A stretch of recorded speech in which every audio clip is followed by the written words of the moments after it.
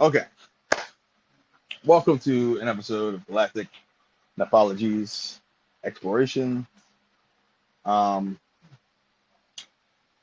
Damn, dude, there's so much stuff going on right now. This is amazing.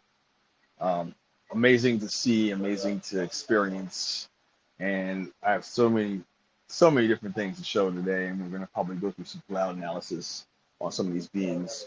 Um, I don't even know where to start, man. I'm so excited. Um, what's up, Zoran? What's up, Jen? Let's see here. We're there. Okay. Okay. First thing I'd like to go over is just how to go about seeing these beings and how to go about knowing what to look for. Okay. Because there's a lot of subtle changes in our reality, and and if you're not keen, or you're not awake enough to see the subtle changes, you'll miss it completely, or you'll overlook it.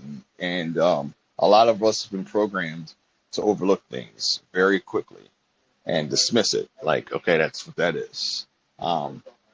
Especially if it looks weird. So if it doesn't look normal, I would say most likely it isn't. And that's going to go into this next factor of everything, of how everything is built, how everything is structured when it comes to you, and then what happens when you mirror that image. Because mirroring, what it does is completes the sacred geometry. Basically, a being that's of higher density in consciousness, okay, is already putting out all this energy just to show himself. And because they are already there watching, they only are, let's say, putting out half their energy, okay? And they're like, look, you can see me, but you're going to have to meet me halfway. So meeting them halfway is using our technology, which is mirroring or mirroring filter, which takes what's the image in front of you and completes the same image side by side. So you now see a whole. And that helps them out because now they don't have to put all that much effort to come down to lower densities to put out all this energy, which is like putting a grapefruit through a keyhole. They can just literally exist, and we're meeting them halfway. And for our reward, meeting them halfway, we get to see what's there. So that's part of the magic of mirroring, is being able to see what's there and experience all that. And we're Um, raising our vibrations at the same time, so we're slowly seeing them more and more, right, and getting right, closer to them. So it's a lot easier. Also, right. one day, in other words, when we get to a higher vibration, they won't have that to take out that energy. We'll see them really instead of mirroring them. Right. There will be a day where actually I can start seeing them almost now. But Mm-hmm. like it's different. Like when you see them without the mirroring, you can see them, but like it's not exactly what is actually there. There's more dimensions to it mirroring it. But Oh yeah, yeah. like what you're saying is right. Like there's gonna be a point where we'll be able just to go out and you'll just see them and you'll be like, whoa, like you know what I mean? That's actually there. But I think it's because they know that people will be fearful if they just came out and showed what they look like. So the Mm-hmm. best way to do it is to observe and watch.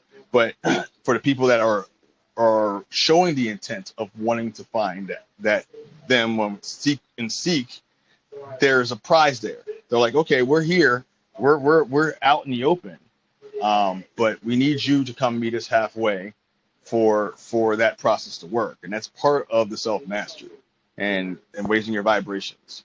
And not everybody is going to be on this same pace on this treadmill. Okay, so like when I'm showing people these cloud pictures, a lot of different beings, a lot of different people are still seeing clouds, and that's totally explainable, and I get it.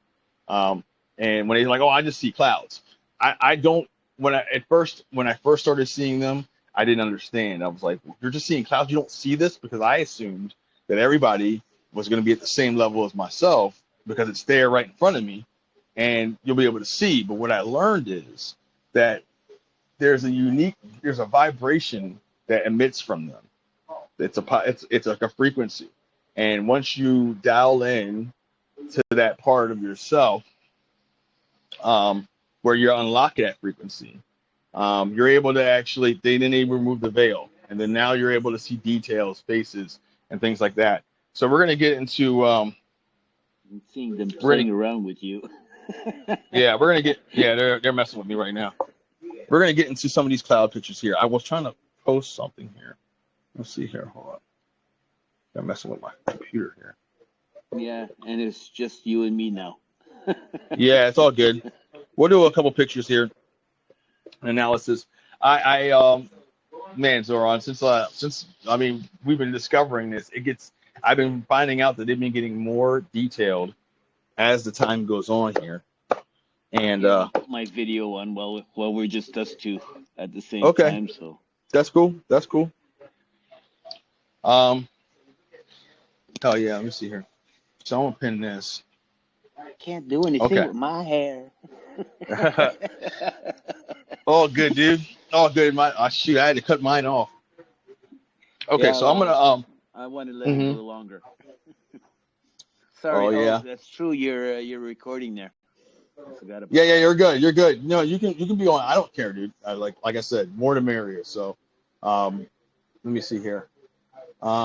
It's very interesting nowadays with these times, and like as I'm noticing, you get more. You see them. You start seeing them everywhere, and then they start revealing more details to you. Hmm. Like you start seeing more features. You start seeing them in everything, and like it's becoming a point where it's like, man, like I seen this weird cloud, and for example, I'm going to show you a picture that was sent to me from Zena, one of our friends here, and Hmm. of the moon. Let's see if I can send this to myself here. And I mirrored it, dude. And this is probably one of the like this detail. This is just it was a nighttime picture, and I probably got more detail than I can imagine off of a nighttime photo, which is like, man, this is like the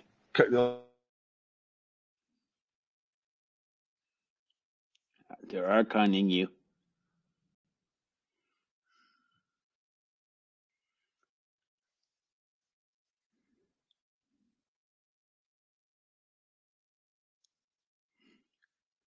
You're being archon, Brad.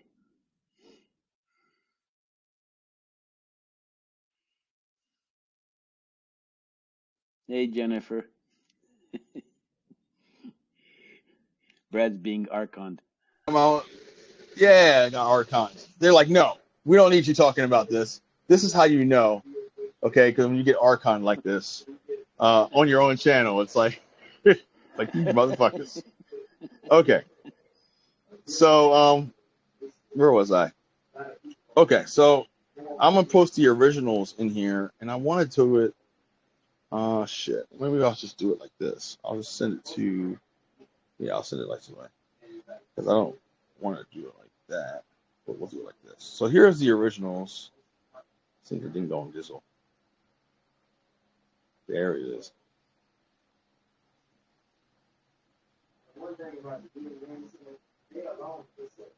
Okay.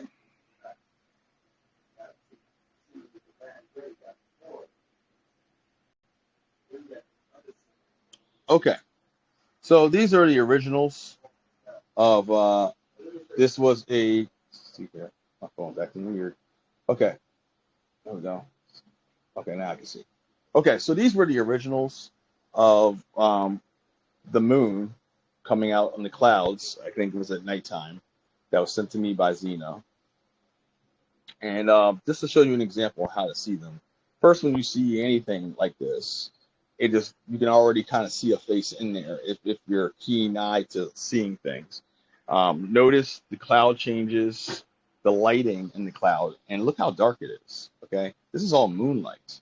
So this is first an evidence of okay, there's something um, elegant and angelic about this picture because when you see something like this, you're like, holy crap, this is like the coolest thing ever. But notice, like I said, the key subtle changes in things. Um, where this, where the moon is right here, where my mouse is.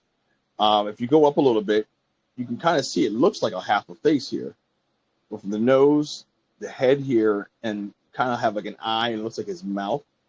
So it kind of like it gives you that fantasy play of, okay, well, this is a being here. This is something of note. This is something I need to take note of.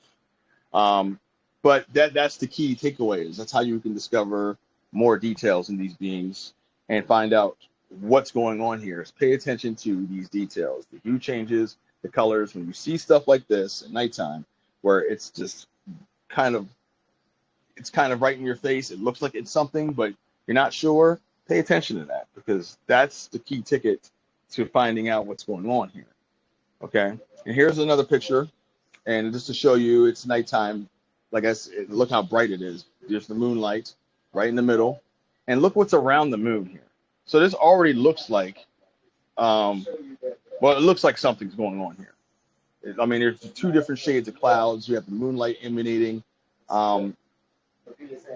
This is the kind of stuff I'm talking about. Like, it's real subtle. It's not going to be like in your face, but it's going to be enough to be like, that's kind of weird looking. You know, take a gander of that. Take a picture of that whenever you see stuff like this. That's what I got accustomed to doing, because once you get accustomed to taking pictures of stuff like this, you can go back and revisit this at another time and have fun mirroring and discover what you actually were seeing. And it's pretty amazing once you get into that process. There's already a few faces that we see just like this here. Yeah, I'm seeing already like 2 or 3 faces. And there's a guy on TikTok. That's all he does is he does these cloud analogies where he goes in and he literally breaks it down from the beginning to everything you need to see. And like, yeah, there's already a couple faces already in here already. Like, when you see stuff like this is what I'm talking about. The subtle changes, the weird stuff where it's like, look at that. That looks kind of weird. That's when, if it looks weird, the first inclination is most likely it's not natural. So pay attention to that, because this is how they appear and act in plain sight without you ever getting caught. Here's another one. Same next picture. This is like, I guess you did it in succession of pictures here. So another thing of noticing, the notice that it's them is, especially if it's in the clouds, because they can appear in other things. But if you're looking in the clouds, if the cloud changes or the moon is constantly dipping out back and forth out of the clouds, and the cloud is shape-shifting into different shapes at a pretty rapid rate.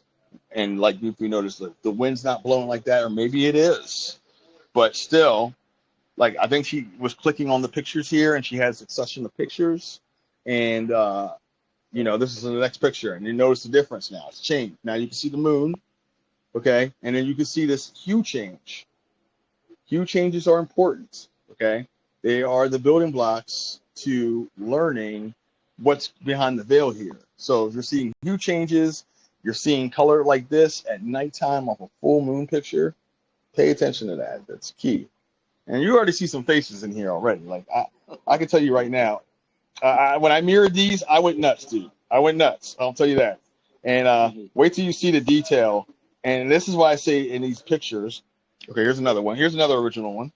You can see again the moon. Look at the face. You see it? Big like, baboon on top there. Dude, yeah. See how you can see it? You can already see it without it mirroring it, and you can see there's something there. And you're like, wait, that looks kind of weird.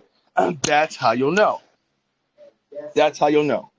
And just below the moon, there's one there, and there's one that's upside down, right beside to the right of the moon. And I know there's plenty of them. I see them. Dude, she sent me 5 pictures. I literally pulled out 75 pictures from mirroring, like full detailed pictures from these 5. So that tells you, and that's just how many beings can exist in one photo. You can probably pull 30 different beings out of one photo. And I'm gonna show you how. Not counting if you start zooming in. Correct. Then you'll see you zoom in. Bunch of little ones.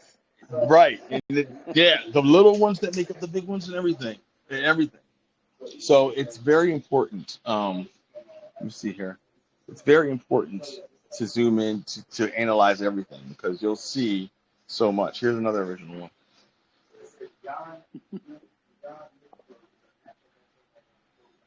And you notice the changes here. Now you can already kind of see, like, it looks like something's going on here. It looks like there's like a monkey being here.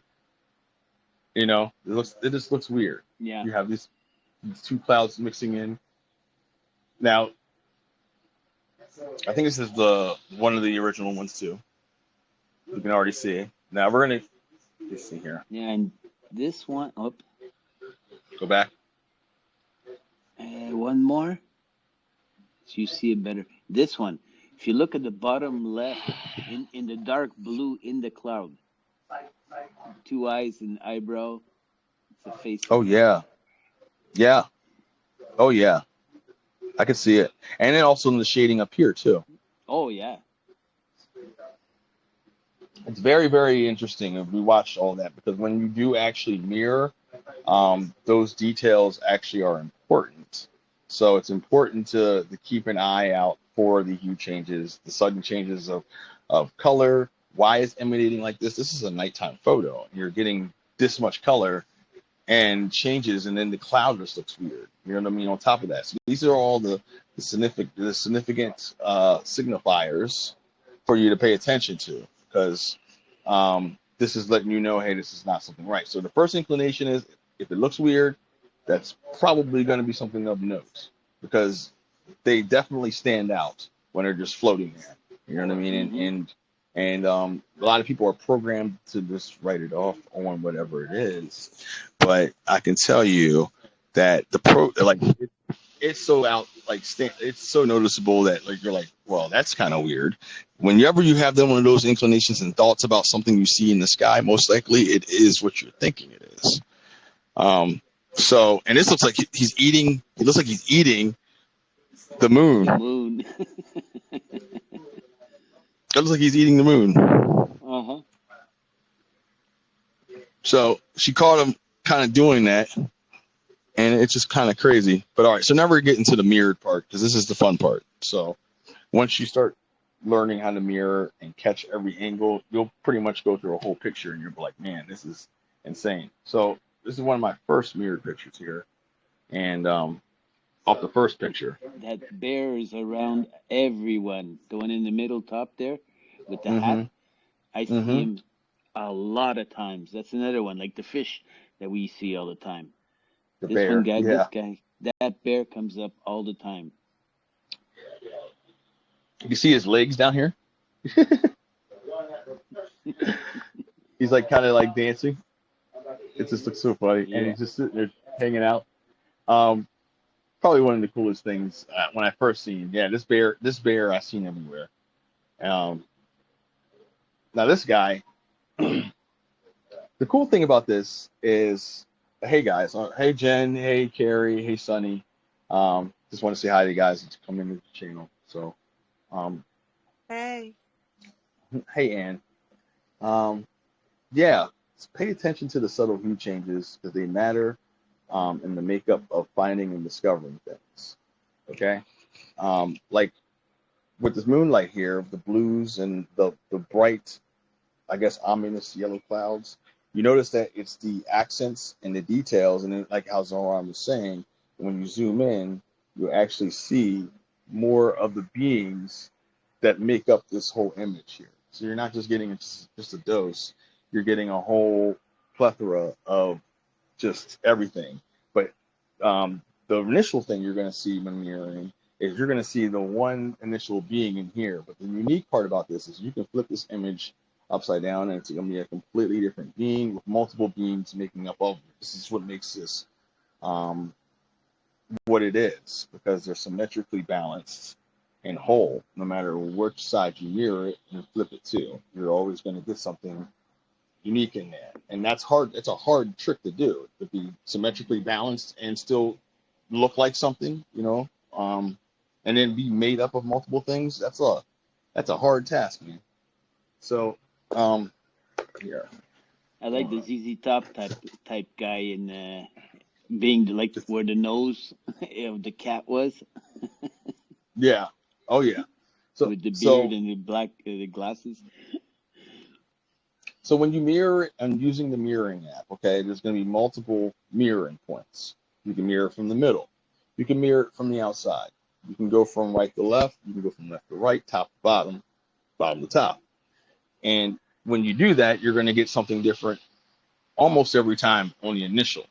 Now, there's some mirroring apps I like where you can actually take the mirroring filter and you can actually go across the screen with it and then line up to what you need. And this is what I like to say is divine intervention with these beings, because when you're able to mirror a picture from one side to the other and bring it all, so basically close the picture to the point where 2 points end to end, and it makes a face perfectly. And there's a lot of other things going on in between that picture. That's like, that's a hard probability for that face to be there. You know what I'm saying? Which makes it like, wow, well, you can just mirror stuff, but like taking something from one part and then sliding over to match something, and it makes a perfectly symmetrical being. That's just mind blowing. I ain't never seen nothing do like that on this planet, but it obviously exists because you don't hear a lot of people explaining the sacred geometry of mirroring and what that entails. And it's very convoluted. I mean, yeah, anybody can make pictures, and the one thing that people are going to say is, oh, well, mirroring makes faces. It does and it doesn't. But does it make faces to a degree where the lighting and the depth and the hue changes all have a part in play to make up that face? So, like here, I mirrored just off that original moon picture. This is still where we're working off that original moon picture we have here. And you can see there's multiple beings mirroring from the inside here. So you have first of all the big being you're seeing here, the big guy. He's just got like these big frog eyes, and then you have another being in here. He's got like a little hat on. He's got his arms here. This is his face, and it looks like he's sitting Indian style on top of this other being, which he looks kind of like he's just got his face kind of flat. It's probably about 3 or 4 beings here stacked up on each other. But this is part of the sacred geometry, is that they've mastered oneness and wholeness. So when they present themselves, it's like talking to the microphone, and everybody gets a chance to hold the mic, and their whole holding hands are on the circle. Whoever holds the mic is the one that gets to talk or project themselves. But they all have to hold the circle together to keep this image together. So they're all actually projecting themselves, but they're still projecting one being, but yet many at the same time, which is a hard concept of oneness and wholeness. So it's all about wholeness and oneness, but you can see the individuality in this, which is like mind blowing. It takes a lot of small beings to make one big one in there. Right. It does. So, and man, Zoran's really good at that, like going down to like the minute levels and seeing like the beings that's in there. And then if I flip this image upside down, it's a whole nother being with multiple other beings. So that's how perfectly symmetrically balanced these beings are, is they're showing themselves. And even when you flip it upside down, them sitting there is another being and they're actually another being's facial features projection, which is like, you know what I mean? There's nothing on this planet that can do this. Okay, so this is why I'm saying this is something of note here. But where you on this picture, Dab, you have where the third eye is of the big being. You see like a blue that goes does like a spoon there. Okay, well there's like at least 3 beings that I see there, going from the third eye going up. There's 3 different beings in there, and they're really faint. They're really in the back there. Right. Okay. So this is just mirroring it from the inside, okay? And when you do that, you'll end up seeing the subtle changes, okay? Pay attention to that. Pay attention to the changes in color. Pay attention to the weird stuff, because the weird stuff won't prove you wrong in this reality, okay? If you're seeing something that doesn't look normal to you, most likely it isn't, okay? Especially now in this new vibration, you're going to be seeing a lot of weird stuff. They just now named 36 new clouds forms, which they haven't even talked about cloud formations in years, all of a sudden out of nowhere. And now all of a sudden they have 36 new classifications of clouds because these beings came in and kind of shook it up a little bit. So now these scientists are scrambling like, oh, we got to name these clouds because these are all new cloud formations we never even seen before. So it hadn't even been updated since before I was born. And now all of a sudden now there's 36 new cloud types because of these beings. So just pay attention to that because this stuff hasn't been seen before. And they had it's so occurring that they actually had to classify some of these cloud types, which honestly it's hard to do because they are constantly changing and they can dissolve and reappear out of nothing. But 1 minute you'll see it there and the next minute it's gone. You're like, where did the cloud go? It's clear skies again. It's not that they're not there. It's just that, they just dematerialize kind of deal. And when you see them and they disappear like that, it's meant for you to see and see when you could, because once they disappear, that's kind of like your signal saying, hey, this is for you to see. So you were meant to see that. And they do that a lot. Okay, so here's mirroring it now further with the same going inward. And as you mirror it open, you actually, like I said, you might line the faces up again, and it was just more convoluted. It reminds me of like a Russian doll. You know what I'm saying? Where you have that doll you pick up and there's another doll inside. You pick that up and there's another doll inside. What's that? I forget the name of it. But this is just like that. Okay. So as your mirror, what's it called? It's a stack doll. Stack doll. Stack. Yes. Yeah. Stack. Yeah. Okay. Yes. So that's exactly how they you can kind of, as a good analogy for them, they ride in like a stock doll. They basically are on top of each other, but they all are an important piece of the doll itself. So without this being in the middle, he's not be able to make up the rest of the beats. And that's a very important flow and information and everything else. I seen that. I didn't know if that was actually real. I don't know. Yeah, I saw that. And I didn't know that was real. But can you send me that link or something? Yeah. Okay. So maybe I'll show that in here. But I don't know if that was real or not. Jermaine was showing me something here. Okay. So, yeah. So, like I said, the color changes matter because you see in the middle here, the dark middle here where my mouse is, there's a whole face right here. It looks kind of like a chipmunk or a pug. I would say he looks like a pug with a mohawk. Okay. Yeah. He does. Looks like a pug with a mohawk. Okay. And then you can still see the other being here. But this is like part of the makeup it's constantly evolving. When you mirror it, you're going layer by layer here. And the unique thing about these beings is before you're mirroring it, you see something completely wild. Like if I go back, like this is what it looked like originally. You already see there's a face in there. You can see the moon. So like, what I mean? This is like the surface layer.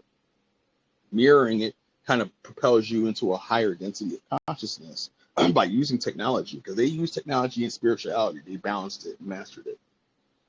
So to come at that concept, meeting them halfway is just using something a little advanced, like a mirroring filter, to kind of match them up so they don't have to exert that much energy. And this is how they can maintain watching us in that state, is staying in that filter like that, or staying in that half state like this. So furthermore, we move along here. She sent me 5 photos, and literally, I kid you not, I pulled out like 75 pictures. I was like, man, it just keep coming. So this is me mirroring it from the side on one of the pictures here, and I flipped it because so originally this being is on the side here, and when you flip it, this is what it looks like. Now, what the cool part about this is, if you flip this picture around, okay, this makes the being, you'll see how complex and convoluted this actually can be, because to be perfectly balanced and symmetrically whole, every angle of this being is something else.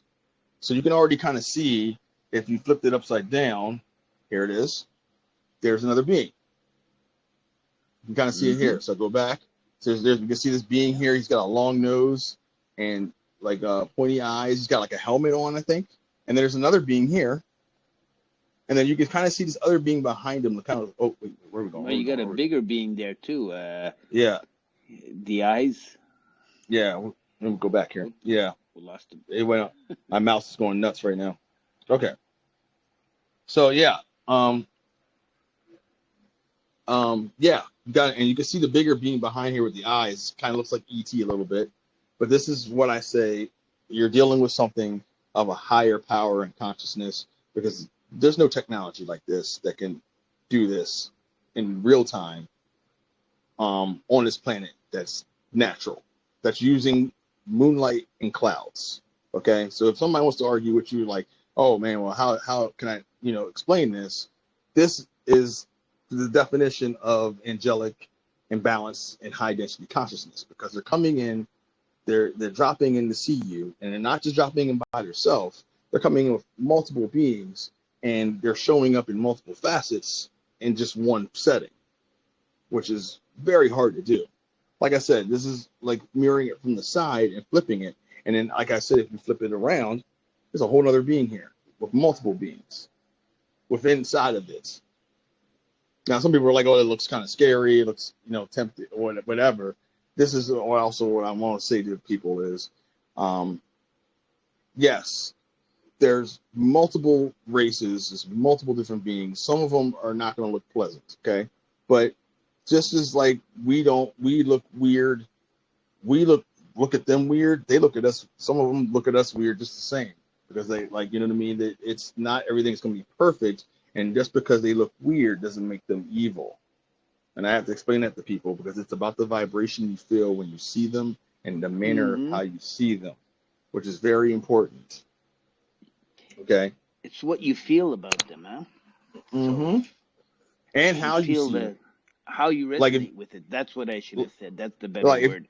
If you're seeing them in the moonlight and the moonlight looks beautiful to you and elegant, most likely it isn't a negative being, because they're not going to utilize the moonlight and then come in a setting in an angelic way of that manner, you know what I mean, to scare you. Okay, that's just how it is. So you got to kind of use your common sense and your judgment as far as what you're feeling at the time you're taking it, because that all matters.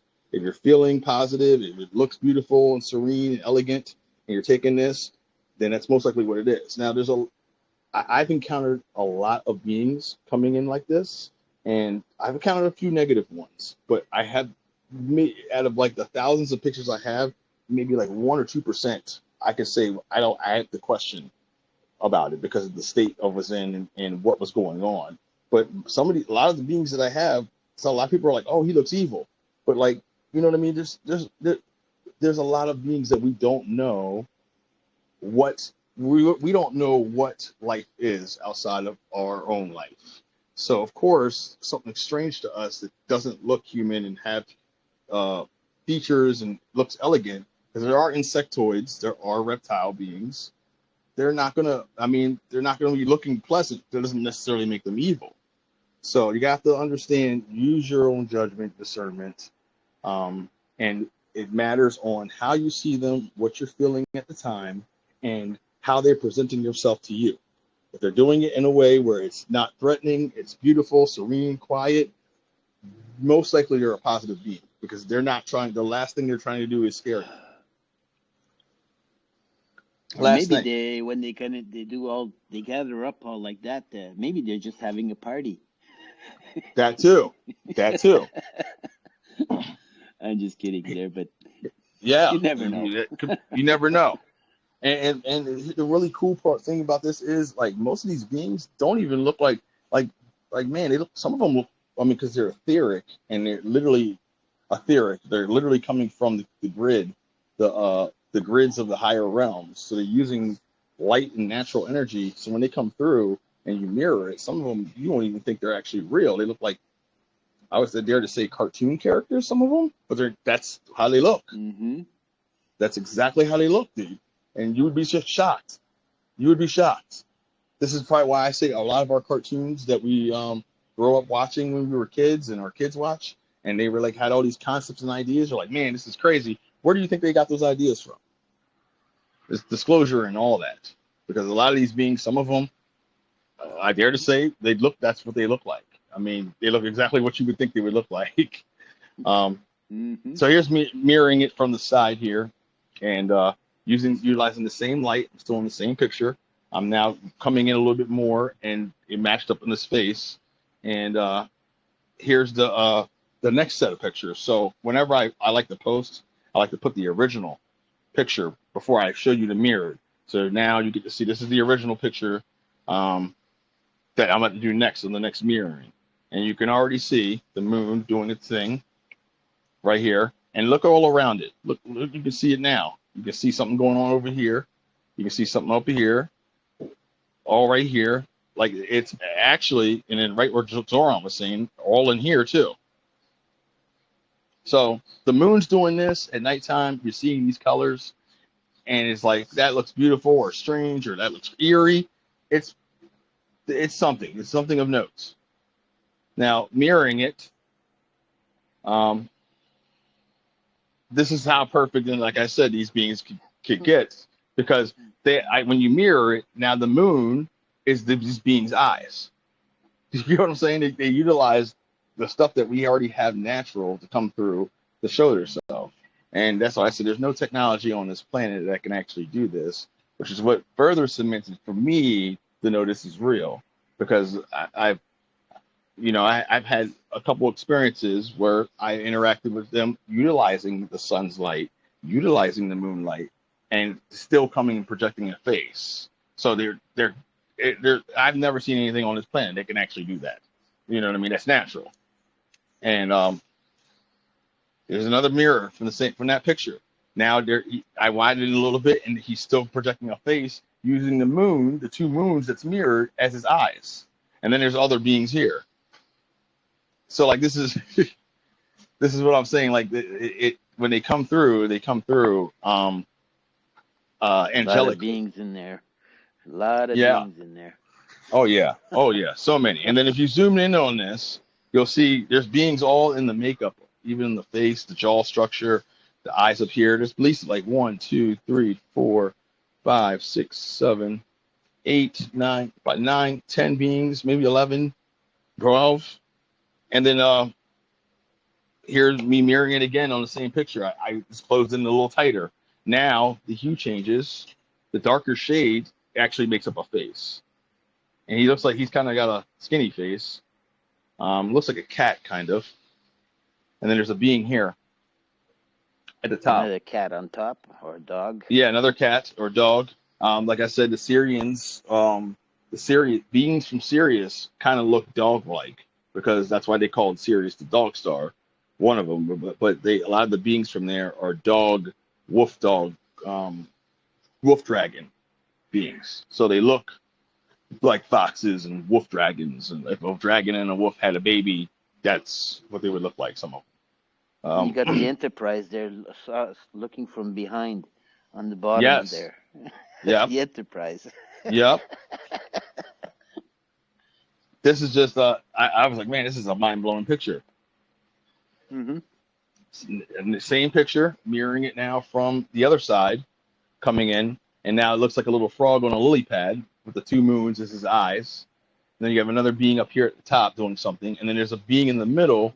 He got his arms extended. Yeah, he's on a pole, and he got his head's right here. His head's right here, yeah, and then his arms are extended. You can see his arms extended out, and he looks like he's standing on like a pole, just standing there. This is all in the middle. But if you zoom in the dark spot there, you got another being in there. Yeah, and there's another one. In his chest there, of that right here. Construction worker.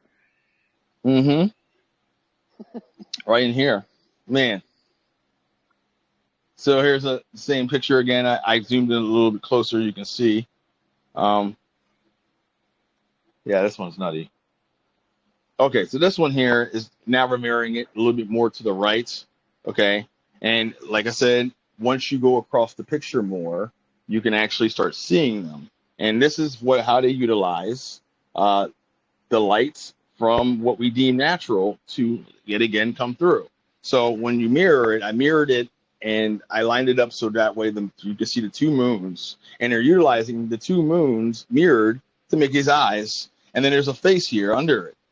And then, of course, the hue changes also tell me there's another face here coming out, which is kind of like a cat. He's got like his mane here. And then, this is something else here. Now, when I flip this image, it's another being. Wow.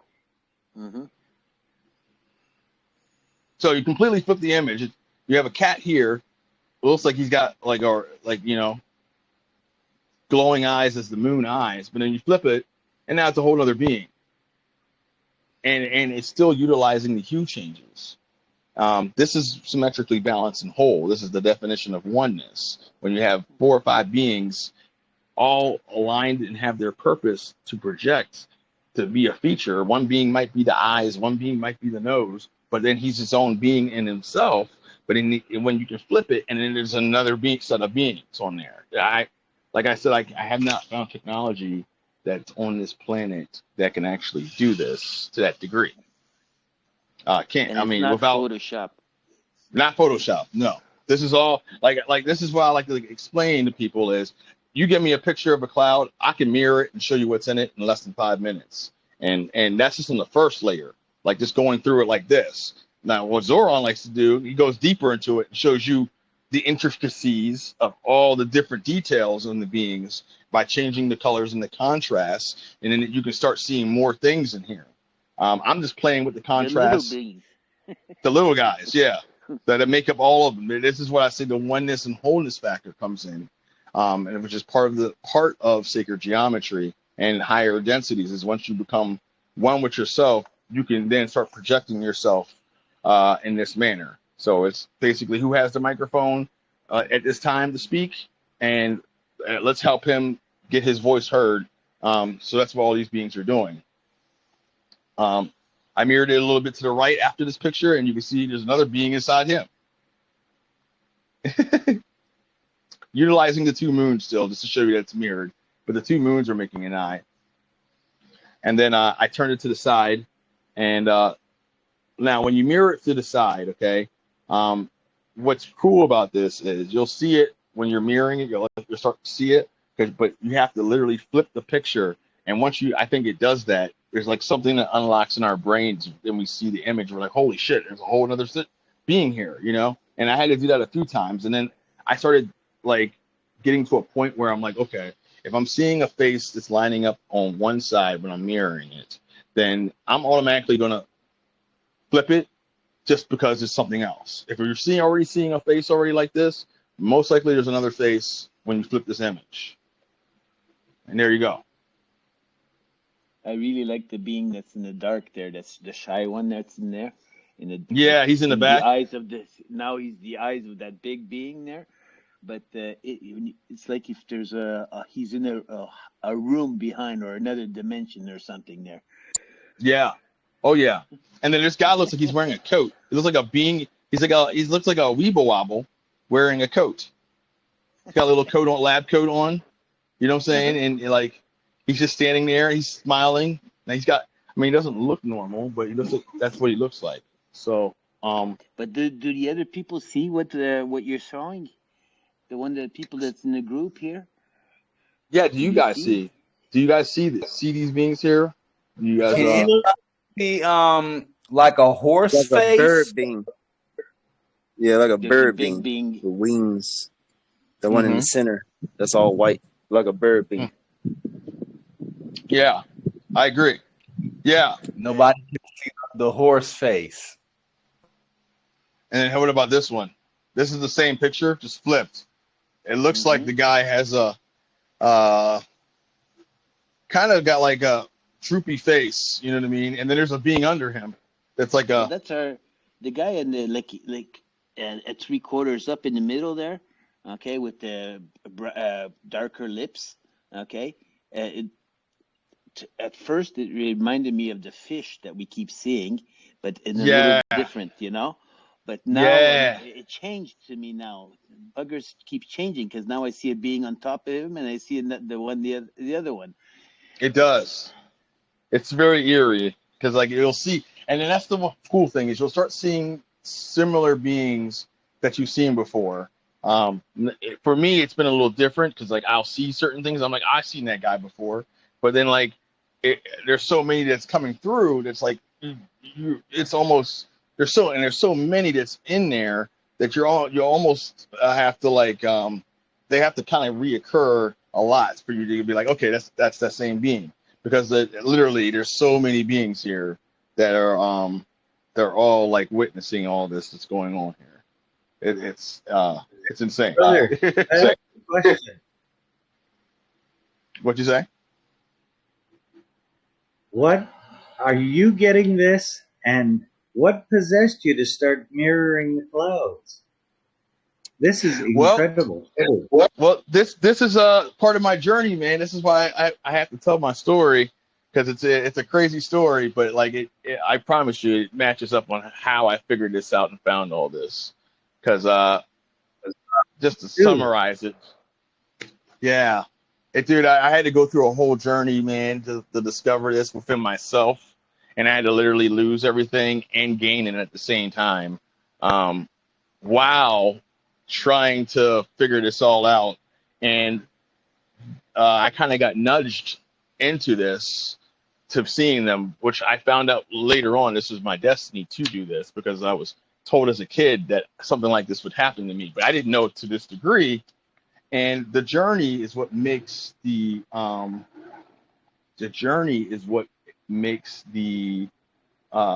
makes it more plausible of how I discovered it, because of the manner of how I did and where I was at before I discovered this. And my mindset, like I was a different person, but I wasn't like evil or nothing, but it was just more or less like my mindset was changed, and then I had to go through a process of becoming to be able to fully immerse myself into it. And then there's a lot of other variables that had to happen for me to be able to completely see them, to break free from the 3D matrix that we're in, which happened the way they happened for me to discover this.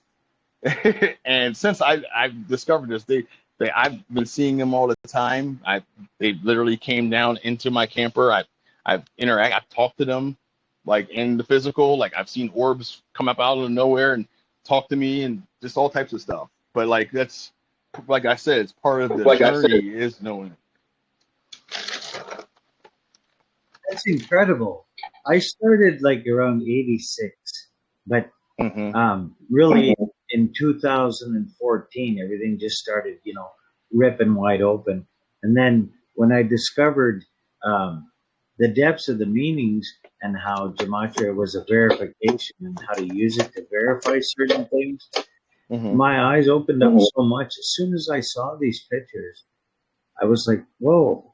And then when I saw you open tonight, I knew I had to come, because this is fantastic and mirrored 180 metaphorically, everything. It's in your face, 165.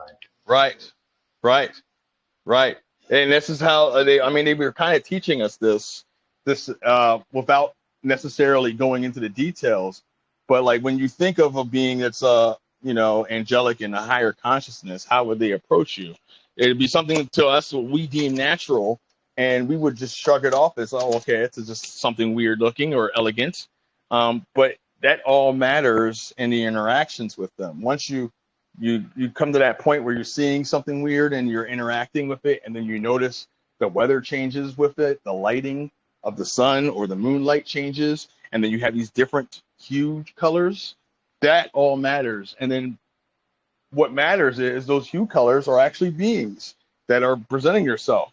They just, in the matter that we can't see because of the frequency they're putting out.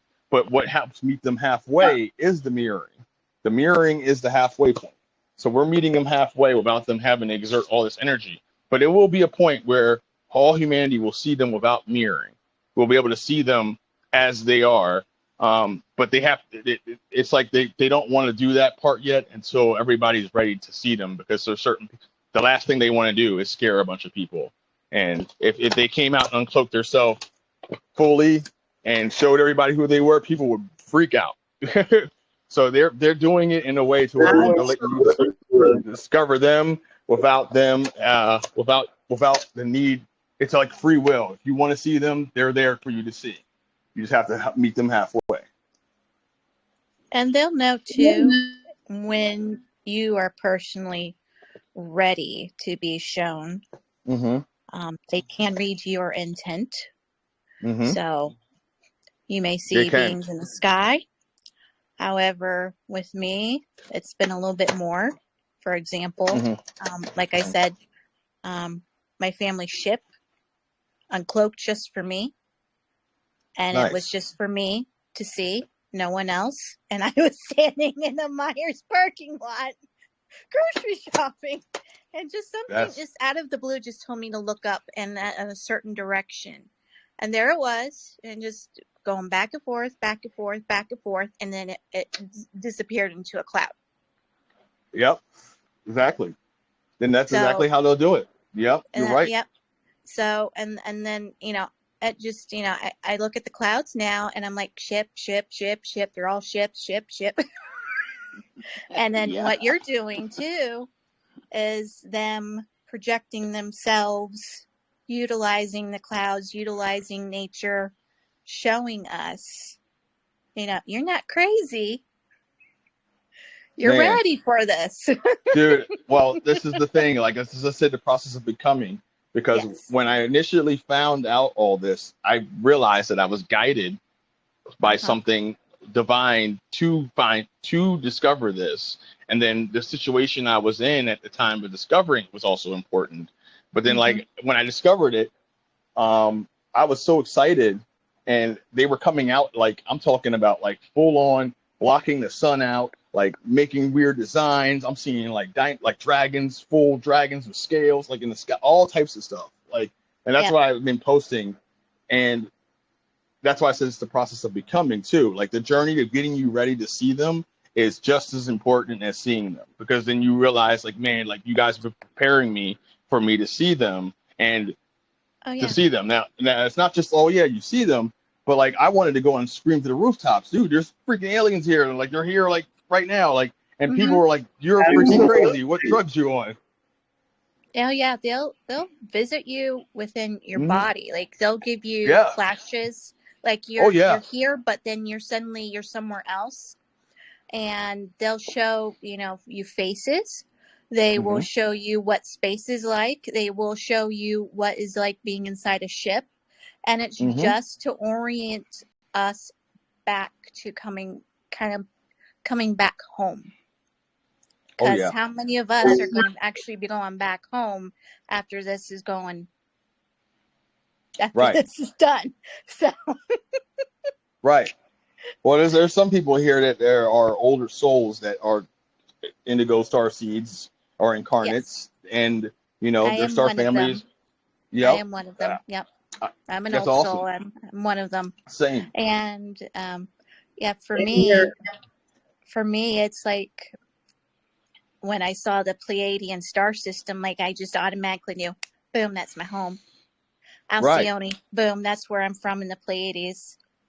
That's cool. Yeah, I found out where I'm from too. It's a lot of us are multiple star seeds, which is what I discovered on. So, like, we're not just one star seed, like, we're like a multitude.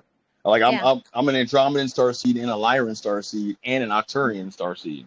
So I have Octurian genetics, which makes sense, because if you really read up on what they are about, and discover that a lot of the characteristics that they exude rub off onto the star seeds, and you'll start discovering, like, hey, well, I have a fascination for this and this, and just a natural, like, passion for this stuff, and that passion isn't just a passion; it's because it's in your DNA.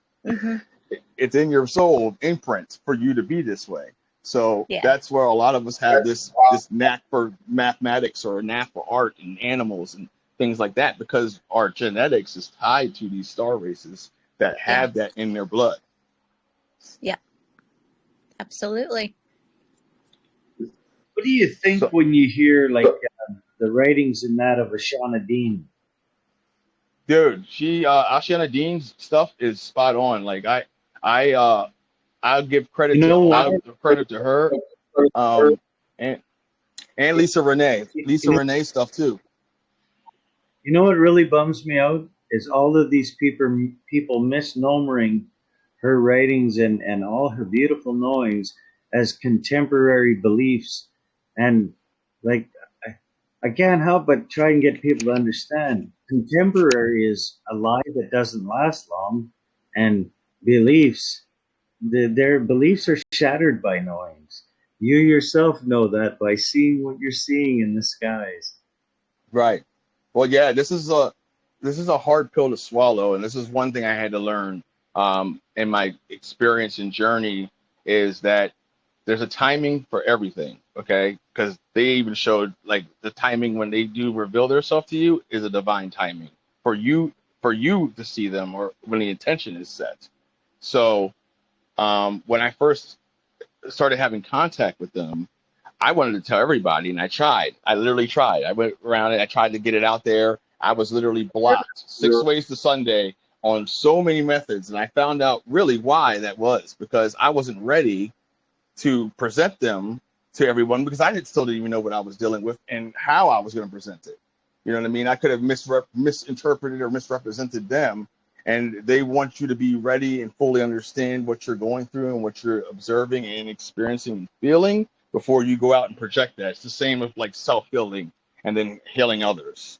You have to fully master this part before they take the training wheels off. So they literally blocked me from all my social medias. I lost like a couple of my Facebook pages. I lost like a lot of content, even me recording and saving stuff that magically disappeared or, vanished.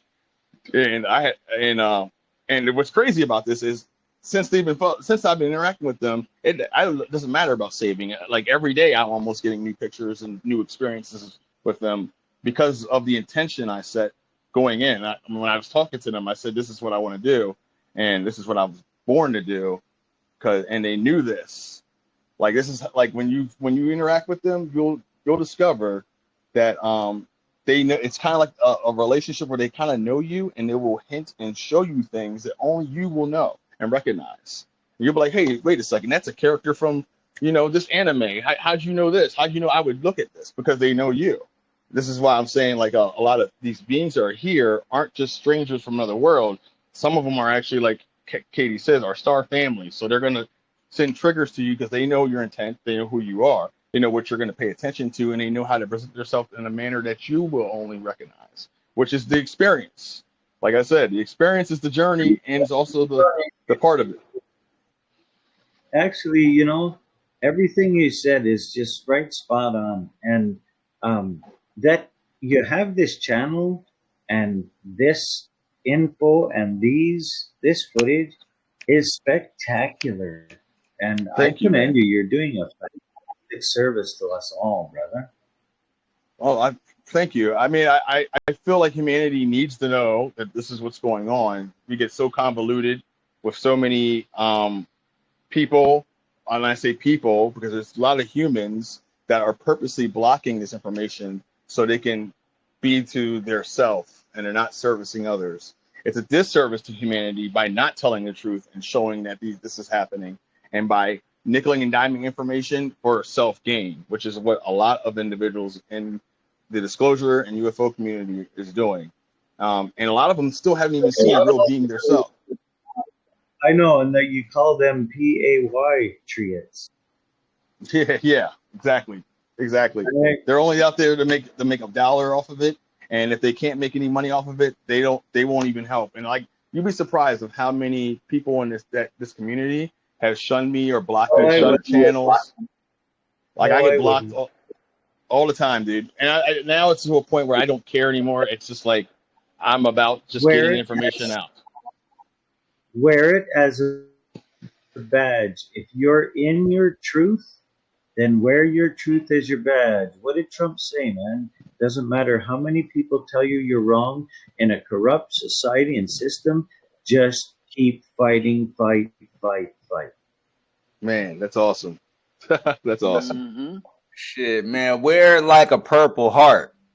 Oh man, that's awesome. Yeah, dude. Well, now I'm realizing that all the heartache, or what I thought was heartache, and blocking from me being able to do this, because a couple times I wanted to give up, but then let me tell you, when you're fully committed and you set your intentions to do something with them, they even pep you up and give you signs like, "Hey, don't give up." And I literally have something of in the nature where they showed up in the sky with writing. It looked like one of those planes that does the skywriting, and this came out of the sun, so there was no plane, and they set it up in a way to where Jermaine and I were driving down the highway, and we had to go down this turnpike, and they positioned themselves so that we can see it driving to it, and it just said it looked like it says, "We don't give up," or "Never give up," but it was spelled kind of with weird other language. They used other syllables to say nice.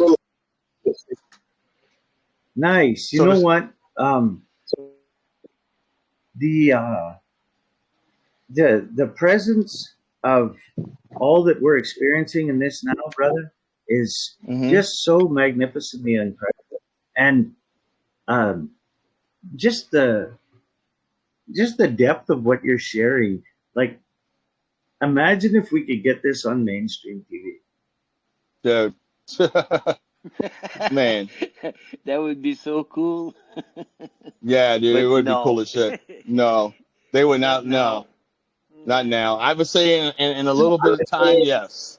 You have to have the masses and more people like us that are accustomed to seeing them before that happens, But I think that will be a reality. Yes, for sure.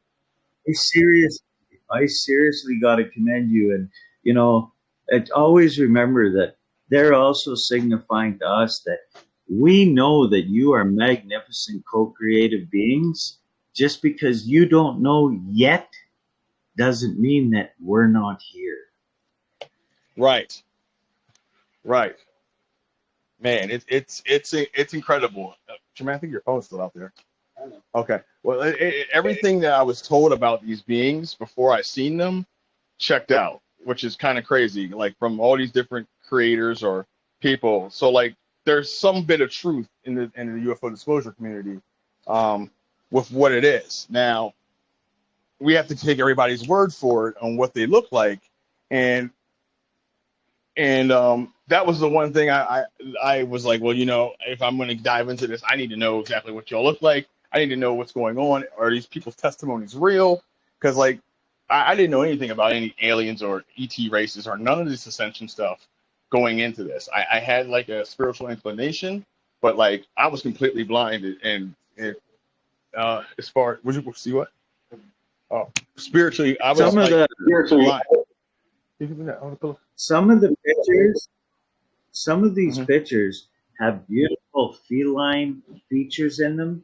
The one where he said the one like it's hiding in the back, if you took that and kind of pulled it up and made the little snouty just the nostrils instead of a larger, oh my God. Oh, like, dude. Crazy God. Have you seen, okay, so there's a picture I have. Let me see if I'll share it with you real quick. I actually use it for my avatar for the chat on here. And this was a picture I took of a lion being without me mirroring it. Okay. And I didn't know it was a lion until one day after I took the picture, because I saw it was so elegant and so huge. I was like, this is weird. I'm going to take this picture. And I literally almost crapped my pants when I seen it. I was like, this is a freaking lion. And not only was I didn't have to mirror this. This is like, that's why I said it. They can come through and show themselves without mirroring it. It's just, are you ready to be able to accept it? And they knew that, okay, well, you might not discover what this is right away until you get back home and you go through your pictures. So when I flipped the image, that's when I discovered it was a freaking lion. And I'm like, hold on, let me see here. Here it is. All right, so, and I was like, oh my God. So this is what I'm saying. Like, they can show themselves about the mirroring, but the mirroring is like the training wheels. And it also builds a lot of different things. It teaches you about oneness and how intricate this is. And then also brother, You know what I mean? They don't have to go. They don't have to exert all that energy. But if they wanted to, they could. This picture that's on the screen right now, on the bottom half of the picture, there's the two lights, the globes of the moon or the sun, and then it looks like two eyes. And then underneath that, if you saw the movie Jupiter Ascending, the navigator was elephantian, and that looks just like his face almost without the ears, and the trunk is in the center. Interesting. Interesting. Let me go down here. You know what, Dab? These images are like divinely artistic, and you know they have a lot of artistic value to them. As I'm looking at them, they look like paintings, but not regular painting. I'm talking about very fine, detailed paintings. Yeah, because I agree. And some of the people thought it would be Photoshop because of how the details are. And the details, like I said, matter to these beings because it's a part of them. It's an extension of them. Every part, even the other beings that make other parts, the details is how you discover them and how you'll figure out the huge changes and everything. And these beings are so precise that, like, dude, they can literally make a cloud morning like this. I woke up one morning, went out to have my coffee and a smoke, and I looked. The clouds were really low, and I was like, "Why are they looking so low like this?" And I had the picture flipped upside down when I took the picture, but I flipped it, and now you can see a lion in there, straight up, about mirroring. I just got a question. I just got a question that was just given to me, and it was, do you walk on the ground or do you walk around about a foot off the ground? I walk on the ground. No, but you know what I mean, brother? In your spirit, are you walking off about a foot off the ground? Just you know what I mean? It's all there. Yeah. I get what you're saying. Oh yeah, dude. Yeah, dude. Like I said, it's right in front of our faces. And the thing was, there's fuck, man. It's incredible to discover this. And then as you're discovering them and you're learning about them and you're seeing them, you see other things that you understand what 4 and 5D consciousness and physics is about, because it's deeper than just seeing them in the clouds. They literally exist in everything. Like I literally have my phone screen. I can show you all pictures of where they're literally manifesting on my screen with my phone dead. Okay, using my hand oils from my skin to do that, to project yourself. So anything natural. Our entourage is around us and with us at all times. Your highest ascended self is on your right. Your guardian angel, your highest ascended guardian angel is on your left shoulder, and your entourage is there with them. That's your support network. So true. Your innate is yours to command. Your inner body through tapping and chelation and just your thought intent. Gosh, there's so much that we've been lied to about. And now, God, when I get the chance, man, I love to let loose with, because it's an incredible time to be alive, really. It is, dude. It is.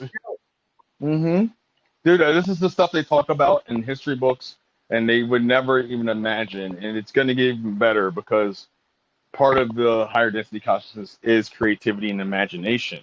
But imagination beyond your wildest dreams, because we've been stuck in a matrix for all of humanity. We had never actually got a chance to be in our sovereignty and to be in our power. So right, but that powerful childlike imagination, to bring it back to your adulthood where it should have came with you. Right.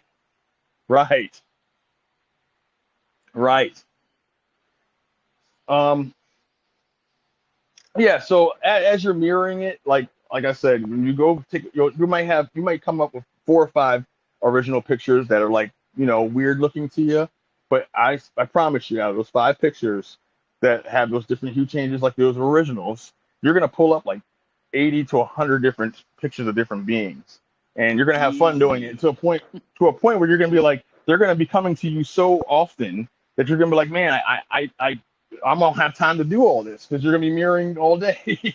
and literally, like they came to me every day for like I think like a good 2-3 month period where I was able to sit and and every day it was just like clockwork, and they showed me things that I didn't even believe that I was going to be able to see, but I documented everything so humanity can see. So I can at least say, hey, look, I'm not kidding, pulling your leg here.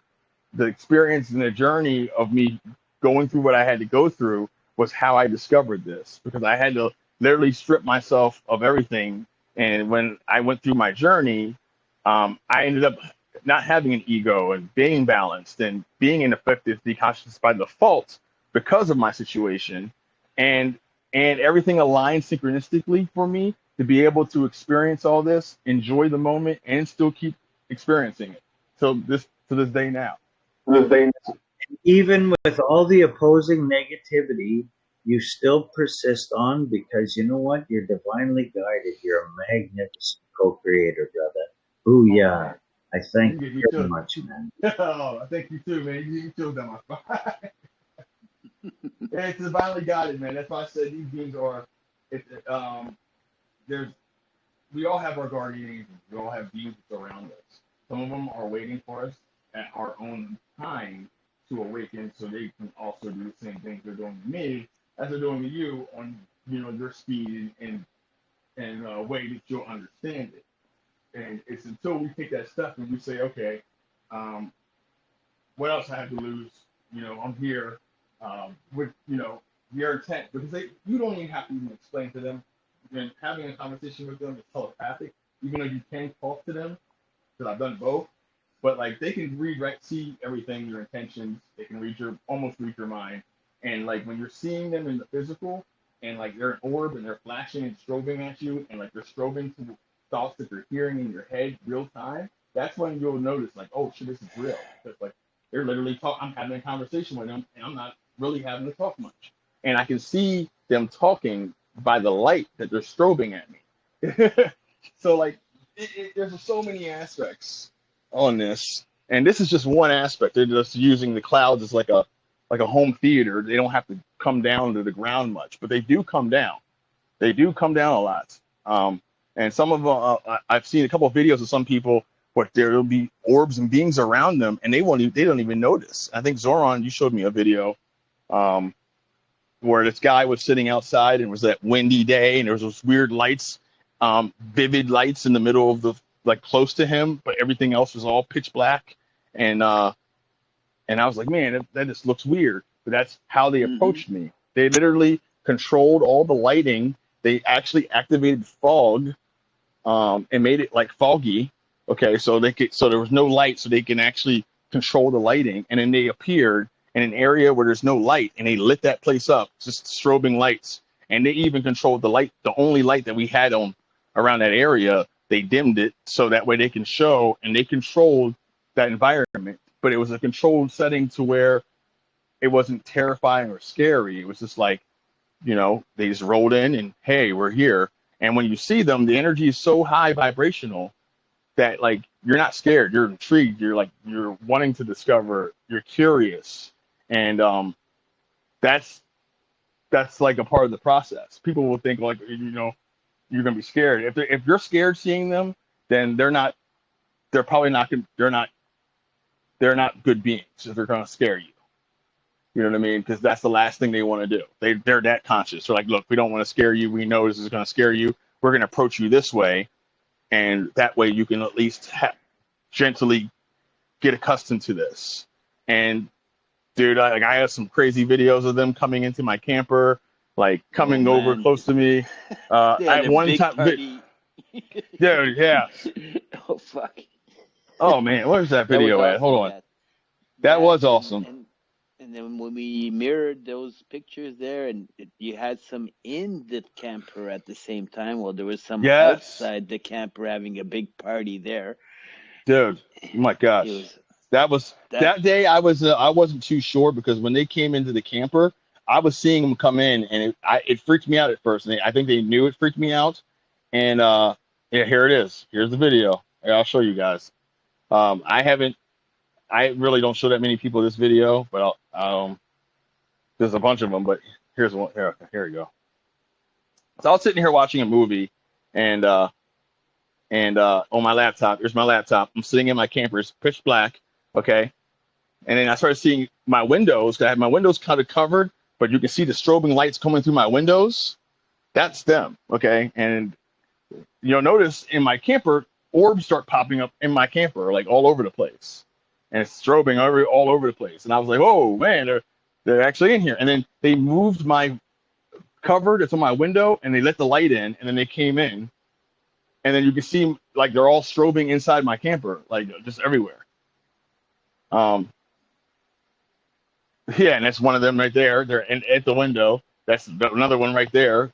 They're in my camper now, and I'm sitting there looking at them, and they're just sitting there strobing all these different colors. And they moved my window curtain. Like I'm sitting on my couch, far away from that window. That's how is it able to move? And you see the light. They pushed it aside with like a gentle wind breeze, but they kind of pushed it, and then they came in, and then you're just seeing all these strobing lights going on in here. And it's completely dark outside. Also, there's no it's nighttime. It's them, and there's no there's no neighbors. It's not a car passing or anything. It's a field. Nothing. Yeah, I'm in the middle of nowhere in a farm. There's no traffic, no car traffic, and that's just one of the videos I have of them. I have a few, but like I said, when they come visit you, it'd be at a place and a speed where you will be able to receive them in a manner that you were able to do it. Some of them will come like this. Sometimes they'll come in another way, but it'll be a way that you'll know, and you'll know, hey man, this is happening. And the interesting part is once someone sees them and sees somebody else interacting with them on their journey, that's the intent for them. And you set your mind, hey, I want to see them too. They're going to come see you too, just because you set your intent and your free will to do that.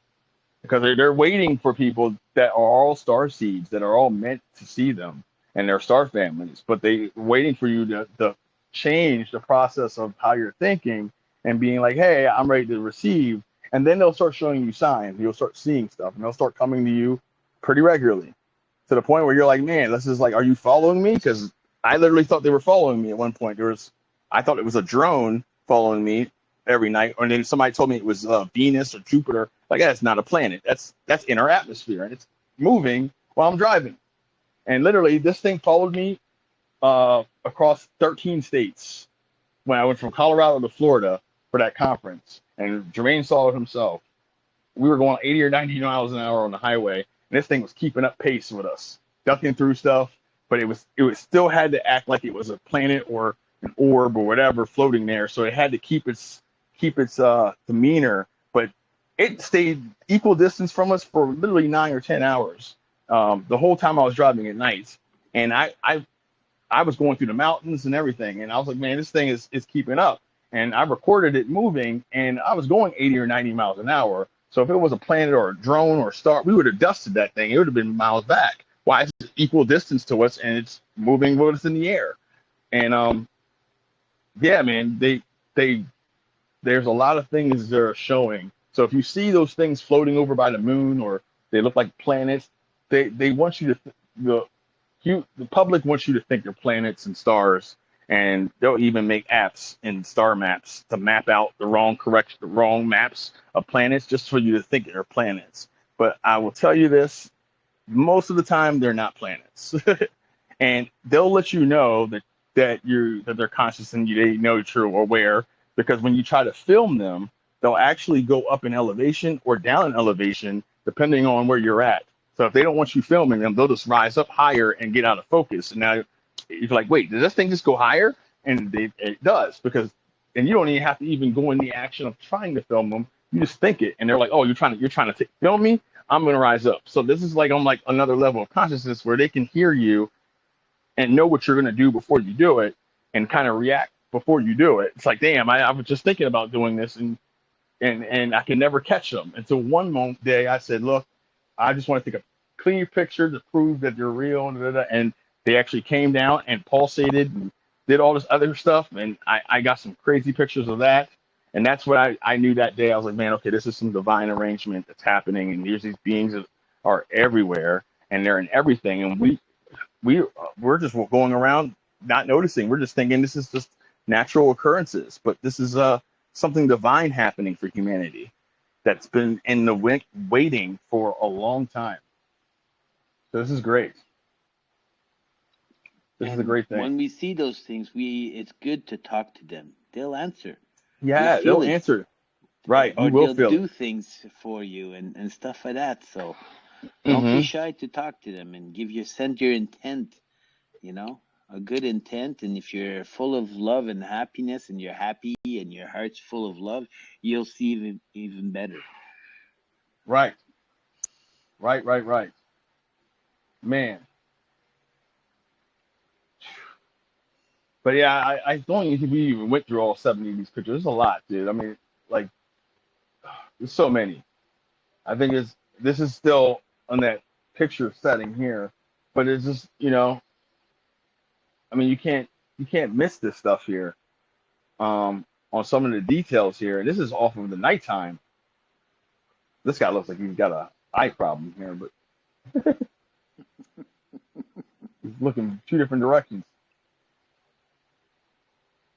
Man, so yeah, as I say, guys, pay attention to the hue changes, pay attention to the colors, pay attention to how you're seeing it, because all the details matter in higher density consciousness. Okay, it matters on what you're experiencing, what you feel at the time when you're experiencing it, because thoughts, concepts, ideas, they're usually beaming those down to you at the moment they're there. So if you get a spur of the moment thought and eureka moment, and it looks crazy outside, and you're vibrating at a high vibratory rate here, most likely you have these beings around you, and that's also what signified for me that, okay, these are good beings, these are angelic, because I was never in fear or terror, or I was actually in full growth and repair mode when the guys came to see me. So that mattered to me, as far as that. And every time I've learned something, these beings are always around.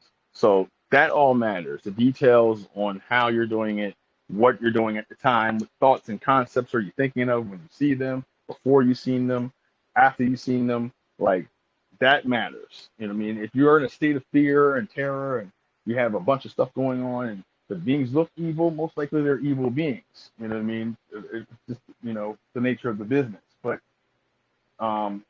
most of what I've understand is most of the evil beings on this planet are actually like rounded up. And especially since these guys came in. Because when these guys came in, I noticed a couple things that were oddly different about things. And then when they first started showing themselves, the sun and these clouds were acting different before they started becoming in the clouds themselves. I look at it, I call it, they were using the Earth's natural trash compactor to get rid of these evil and energetic beings that are etheric as well, archons, or whatever you want to call them. For example, there's I have to find it in here, but there's a video I have in pictures showing a cloudy day. Okay, clouds as far as the eye can see, and the sun was so bright and intense. I think this is the moment, or around that time, where the sun changed into this crystalline sun that we're dealing with now, this new 5D sun. But pay attention to how the clouds interact with the sun and do certain things. Because I literally watched a whole layer of clouds, probably as far as the eye can see, miles and miles of clouds. It looked like a cloudy day. In like a matter of 3 hours, it sucked up to the sun and dissolved, disappear. And there's beings all in the clouds that were dark and nasty looking. And I literally thought that they were rounding up all these evil beings, putting them in the clouds like a prison, and then pushing them through the sun portal, I call it the garbage disposal. You know what I mean? And the sun was dissolving and cleansing all the evil beings away. And I literally watched that for 3 hours, and I was like, holy shit, they literally took all these clouds and made it a clear day in 3 hours. And it was overcasted and nasty looking. Man, I wish I could show you. And the process of me finding this out is you go look at the sun when it was interacting with the clouds, and I've never seen clouds wrap around the sun like that. And like, you could see them, like, as soon as they touched the sun, like, it looked like they were just going through a portal, and like the cloud would turn orange and red, and beings, you'd see them, like, I would zoom in on it and you'd see them melt away, kind of deal. I was just like, dude, this is, and then how would I even think about the concept of the portal garbage disposal at the time of seeing it. You know what I mean? Like I didn't even know this stuff.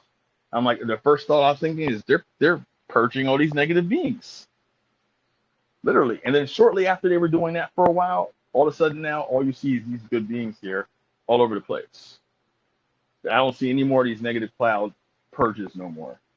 But the fact that I was able to see it, to tell the story, I appreciate it so much because they're that concept. It's like far out concept of that matter, but you have to have the proof to kind of tell the story. And like this is why I say this is the divine intervention, because I was fortunate to be able to have the proof to tell the story and be at the right place at the right time, which is just I still to this day it's just mind-boggling. So that's why I say, guys, just pay attention to hue changes, color changes, differences of how things are, how things normally look to you when you look up at the sky or look around, and then what is the difference that you're seeing now that makes it so weird and stand out-ish? Because most of the time you're seeing something, if it looks weird nowadays and something's happening right in front of you, and we just write it off as, okay, well, that's just weird, and then we go about our day, and then we totally miss out on something that they're trying to show us,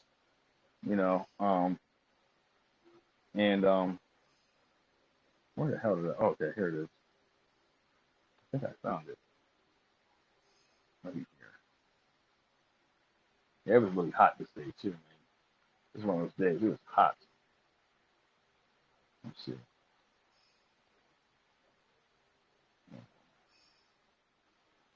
Oh, wow. Okay.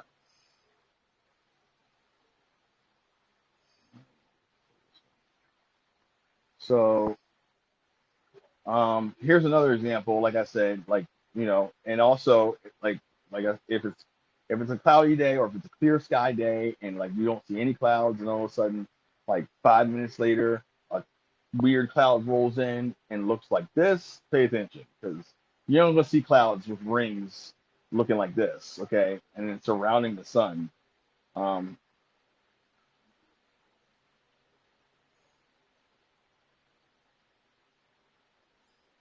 this thing had an outer ring and an inner ring in it, which was kind of like, what in the world? So this is the first ring, and there's another ring back here. I'd never seen a cloud have two rings. And I was like, wow, that's what I noticed it. But it was clear skies all day, and then look at where the sun is. And then there's the back ring here on this cloud. I literally thought this was a ship. I was like, this is a ship, dude. There's no way. And then like the sun is perfectly aligned with this thing, and it changed colors, stuff like that. And this thing, like I said, it was clear skies most of the day, and then this thing rolls up out of nowhere. And I think it came out of the sun portal here. Because look at the sun. Look, it just doesn't, it's just extra bright. It's kind of orange, but it's kind of crystalline. And then you got this ringed, weird shaped cloud anomaly coming out with two layers of rings. I've never seen, like I said, I've never seen clouds have two layers of rings perfectly structured like that. And that's how you'll start filming. You're like, holy crap, this thing is what it is. Let's see another thing. Oh, this is when this is when the dragon comes out. Okay. I might show that one. Let's see. That going it. I wanted to show you guys the trash compactor thing because that was kind of cool to see. And then I'll probably end up. Okay, here it is. I think it's. And this is another thing. So like, I didn't have like a pen and paper to kind of document at the time. So my best documenting tool was Telegram, and I just for some reason I found Telegram, and I was like, I'm gonna document everything and just blog everything and how my experience and journey was. And sure enough, it turned into what this is. And okay.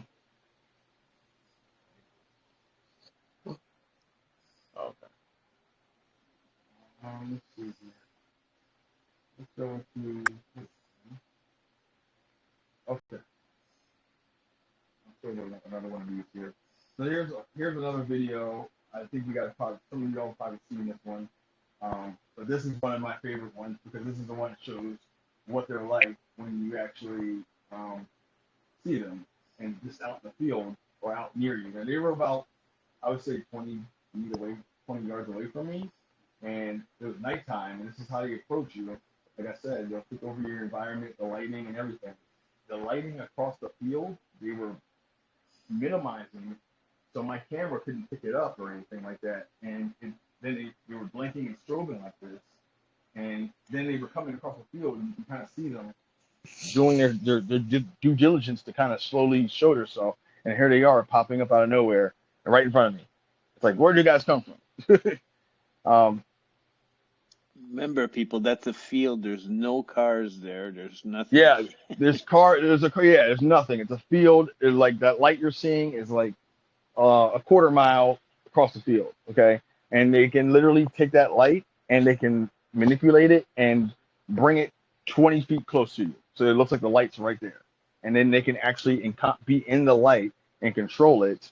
And that's kind of like how they can get around.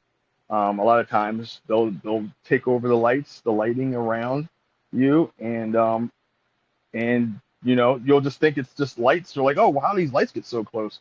And this is what I say, like, that's why I say pay attention to what's your environment like, what's going on around you, because they can do this. They can take the lighting and they can make the lighting look like it's right in front of you, and you'll be a mile down the street, and you'll be like, wow, how's that light right there? Here's another moment, and I think this is the one Zoran was talking about, where we're going to. This is the moment where I was in my camper, and the beings were in there with you, but you didn't notice that till we did a mirroring one day. Yes.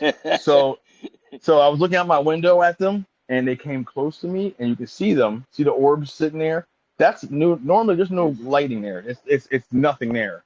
It's an old horse corral with nothing there, a bunch of junk piled up on there.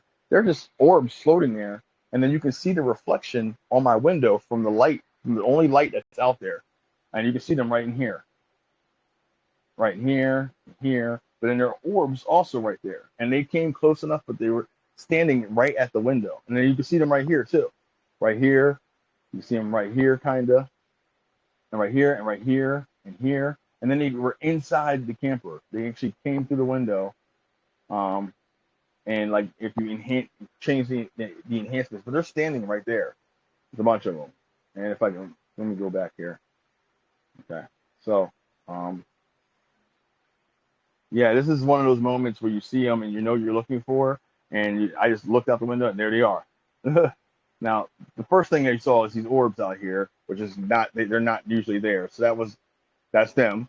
And then if you look at the lighting, how they come through is straight up through the glass, and they come through and they show themselves like here, boom. When the light, they can manipulate the light here, and now the reflections is actually them projecting, which is what they're doing in the clouds now, and with the moonlight, they're just doing it, simplifying it with your window, and it even helps even more if your window has dirt or stuff that they can manipulate, because they don't have to use that much. They can take the dirt and put their face in it, or your hand oils or whatever it is that's there that's organic. They can manipulate and turn it into a face or an image of themselves, which took me forever to realize that. When I finally did, my mind was blown. I was like, okay, you guys got me sold here. You got me sold. Let's see here. Oh my gosh. Yeah, I don't remember this. Okay, I remember this one. Let's see. I'll show one more video of this. So this is because we can do this all night, man. I have so many videos on here, but Okay, so this is another example of them coming in their own way, of see. This is probably one of my long. I had about 8 or 9 videos of this moment that I really wish that I still had, because I ended up losing some, but I was able to retain this one to have proof of this. And I was in my old camper on the same farm. It was like 2 years ago, and I was just coming into. This is like my first time seeing them, and I was looking out the window, and I kept seeing these reflections in the corner of the field by this old shed that has no lights, okay, and there's no cars passing. I was like, what the hell is that? And it looked like beings that were like 7, 8 feet tall, floating and hovering around it, and they had orange eyes, and some of them looked like ET, because they had these little long fingertips with lights at the end of it, and they were flashing the lights like flashlights, like boop, blinking them. And I was like, is that? I was like, no. And then I literally put my camera out and filmed them for like 2 hours, and yeah, it was exactly what I thought it was. It was beings. One of them looked like ET, and like he even had the finger lights, you know what I mean, and even glowed like ET and teleported. You know how he glows from his stomach? Well, you're about to see here. Let me see here. Yeah, this is why I was like, dude, this is the first time I'm seeing them, and yeah, so this is a field you're looking at on the ground. Okay, they're standing by this shed, and there's an old tractor trailer here over here. That's it. There's no other lights. It's pitch black, and I'm looking at them 20 yards away, and I'm like, there's just these glowing lights strobing out in the middle of nowhere, and I'm like, what the hell's going on? And then all of a sudden, you see it teleporting across. It's glowing, and something's shooting out of it, going this way, and disappears. And I'm like, okay, that's something of note, because where's this light going? Where are they teleporting? And what my other footage caught that I lost, but I'll tell you, it had basically them teleporting, and it was showing me that when they teleport, it looks like some of them look like you ever seen the Pac-Man game when you get the ghost Pac-Man and he's running away from you, when your Pac-Man's ready to eat the ghost, and they're like that different color, and they scurry away. It looked like that, but they multiplied themselves like 50 times in a line and shot across the field in different colors, like an old 70s Pac-Man game. And it looked like that, and they were shooting. That's how they teleport. And they can just teleport like that, and you see like their imprint like 50 times in a row, like lined up going across the field. Like I can call them neon squids, because they look like neon squids or ghosts, whatever. But like that's like the technology. And when I seen that, I was like, holy crap, am I tripping? And maybe I wasn't meant to have that video or something, but that's when I discovered this. And yeah, this is going in, and you can see him here. He's glowing, and his body's glowing. There's other beings around him. They're all strobing, all different colors, okay? And mind you, like the blinking that I'm seeing is the little flashlights at the end of their fingers. So, yeah, this was hard to explain. I had to call the guy that I lived on the farm with. I said, hey, can you come down here? I think you have aliens on your property. And he came down, and he looked at me like I was crazy. And I looked out, and I said, can you take a look at this? And he didn't flinch or anything. He looked at my camera and said, that's probably light from the field, and walked back up to the house. I said, dude, are you serious right now? He literally did not. It was like I was so mind blown, I thought I was tripping, because he literally walked it. He didn't even like go and walk to investigate. He literally just saw what he saw, turned back around, and went the opposite direction. Didn't even progress forward to see these beings. So that's what I was like, man, there's something powerful at play here that's blocking him from seeing this.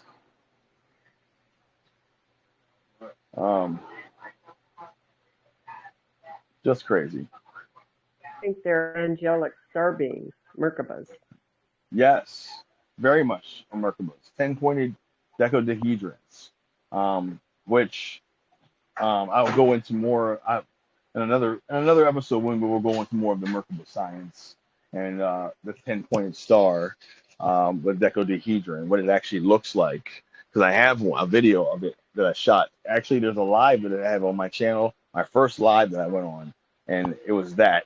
And I remembered I came outside, and there was a Merkaba floating there, and it looked exactly what a Merkaba would look like. Like it's a wavy, it looks like a mini sun that's wavy, has these wavy tentacles, and it was low enough to where I could capture it on film and communicate with it. And it was so cold, I had to sit in my car for a minute. And I just remember this girl coming on my channel. It was the first person that ever came on one of my lives and talked to me for like 45 minutes to keep me occupied while I'm watching this thing in the cold.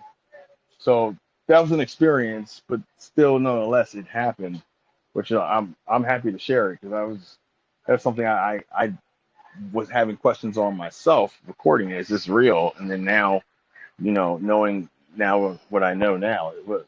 So, oh yeah, man.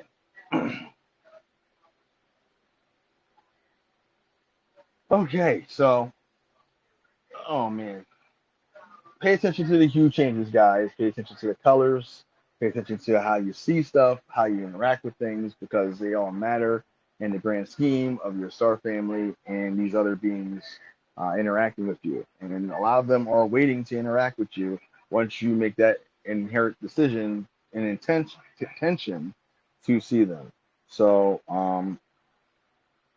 yeah, those things matter. And this is like when you hear that kind of synopsis on how you're supposed to meet them, it checks out. Like everything that like they told you on like how they operate free will, how that operates, how they would introduce themselves is exactly what you think it is, and even more, because it's all intricate and designed in the way that you will see them. So that's what makes it even more, because they will do it multiple different ways, even ways that I hadn't even seen yet.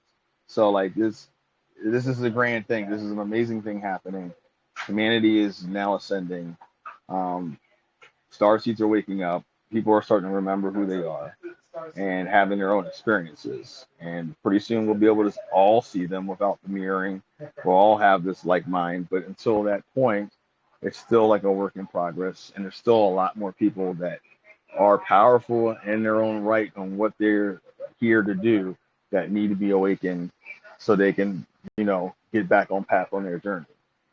And And Brad, you can, to make sure that you're talking to a benevolent being, you can also ask that you only consent to that, right?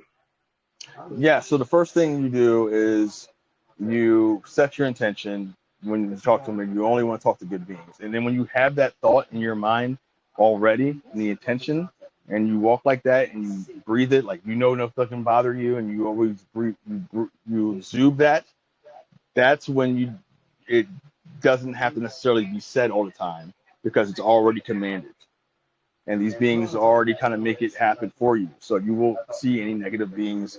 You know what I mean? Like I literally went a time where that was I had to initiate that thought process before I seen it, because I thought like, I don't know what's going on.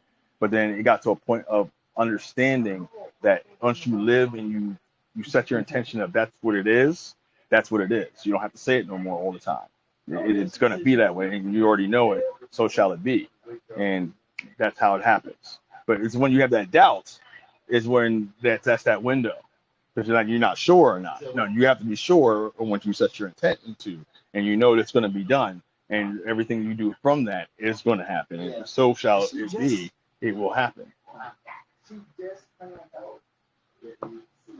So that's part of the process, part of the magic. It's part of our programming, because when we set that doubt, we give that window of fear, and that's what these negative beings feed off of. So we give them that window on our own free will. They're going to feed. You got to know it. You got to command it, speak it into existence, and walk like you know it. Once you do that, they can't touch you, and you'll start seeing it. You're like, man, like this is what it is. But we just can't. The free will part and us giving us our power away by doubting it and putting the fear out there is what allows them to be able to do these attachments and come in. Because the doubt and the fear generates everything else. That's a different vibration putting out. But when you're putting out a vibration of knowingness and trusting, and plus when you're seeing beings like this and they're interacting with you, you know you're safe. Like there's so many different variables, you know, like you're safe, especially if they're interacting with you in that manner. You don't have to keep repeating yourself because there's a lot of things I guess they had to do to make the divine timing happen. And I'm pretty sure there's a lot of negative beings that were probably trying to make sure my divine timing didn't happen. But the timing of this happened in a way to where a lot of the negative beings were wrapped up on the planet. At least that's what I was being told by Elena Denon and Alex Collier at this time when I was discovering them. So I had that thought process in my mind that that's what it was. And, you know, I walked like, you know, pretty much, you know, none of these negative beings can touch me. And I'm surrounded by angels. So go ahead and try. You know what I mean? And I did not get messed with. Now I got messed with other humans that were possessed. And that was something I couldn't avoid because I had to interact with these people. But like as far as like the negative entities on their own self, it was like I seen some than that. That's why. Right. You're stronger than that, and you know it. When you know it, they can't touch you. Right. You just walk and you stand in your own power, and when you set your intention, your truth and your word and your intent alone will carry you through and make sure that everything you want will be done. So shall it be, or so it is. But the beautiful in all this, Brad, is everything that you've lived through, okay, till this moment, till where you are right now, whether it's bad or good, okay, made you who you are right now, and made me who I am right now. And are you happy of who you are right now? Of course, wouldn't take it back.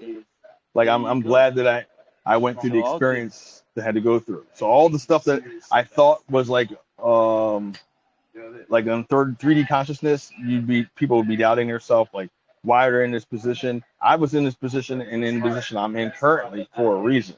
Okay, I now know there's a divine plan out here, and that's why I'm in this position I'm in. And I wouldn't take it back for anything because it was meant for me to happen this way to become who I am now, and to do in the manner that I am to be. You know what I mean? And to understand what I'm dealing with. Because if I would have been stuck in the 3D world, you know, who knows where I would be at, and I wouldn't be in this situation. No. I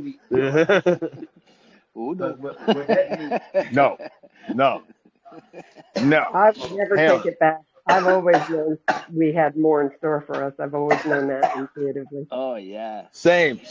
I just never. I felt it, but I never seen it. You know, I'm a visual learner. I have to see it first, and these beings know that I'm a visual learner. So they made my visuals enough maxed out, so I was learning. Even though I didn't understand what I was seeing right away, I realized intuitively that there's something of notice, and I was noticing things, and they were showing me things, more and more things that I couldn't explain. Now I was quick to want to tell everybody, like, "Hey, this is what's going on," but like the people close to me thought I was batshit crazy because you know I'm living out in the middle of a farm, and they see ghosts and weird shit like that all the time.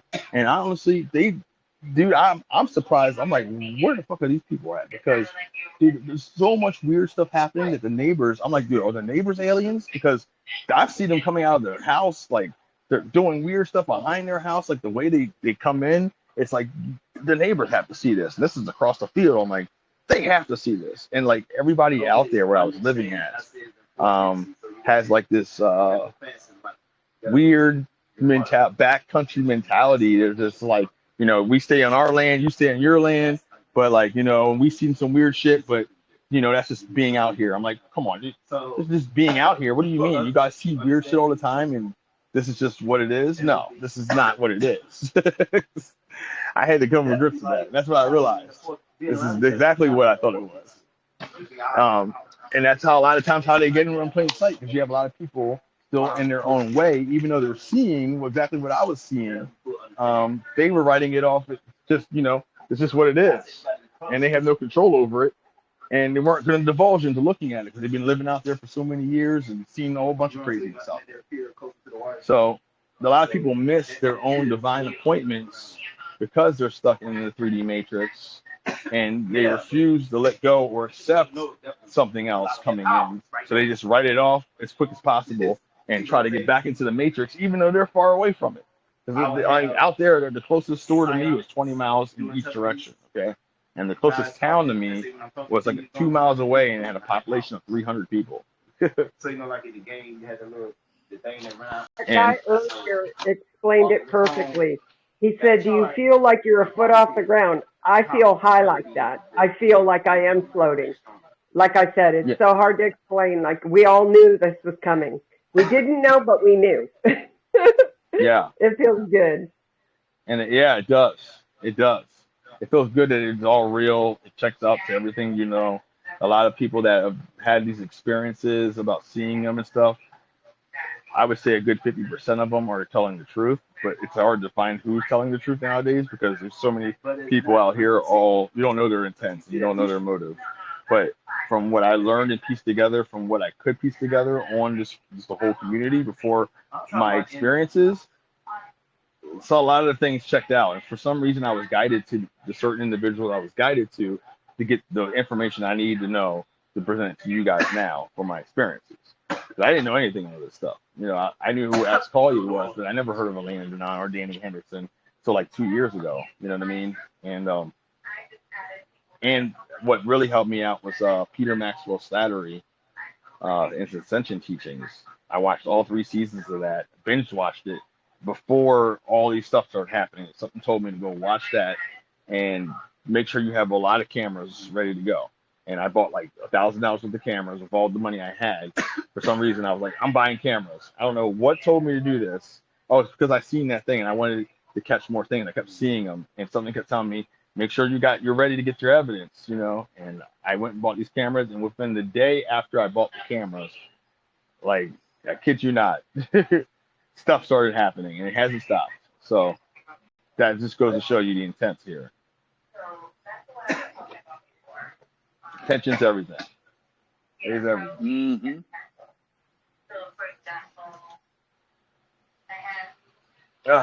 It's awesome. I can't wait to see your next live about the Merkabas. That's going to be really cool. Yeah, we're going to do Merkaba science on the next live.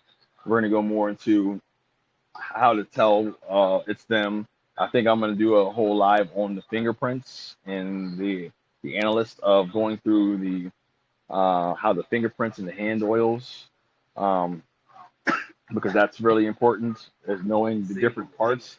Other than them coming through as the clouds, they come through in the lights. They can come through with water. They can come through with your hand oils. So identifying these things and seeing them in different things that we regularly use, like towels or cell phones, will be a new experience to see how interactive these beings are with us, and we don't even realize it. And this is, I can tell you, there's probably certain things around a lot of people right now you don't even know. So we'll do that on another episode. I'll probably do that in a couple of days or two, once I can get everything together that I'm going to present it to. But yeah, man, I'm glad to do this first episode of Galactic Nephology Explorations.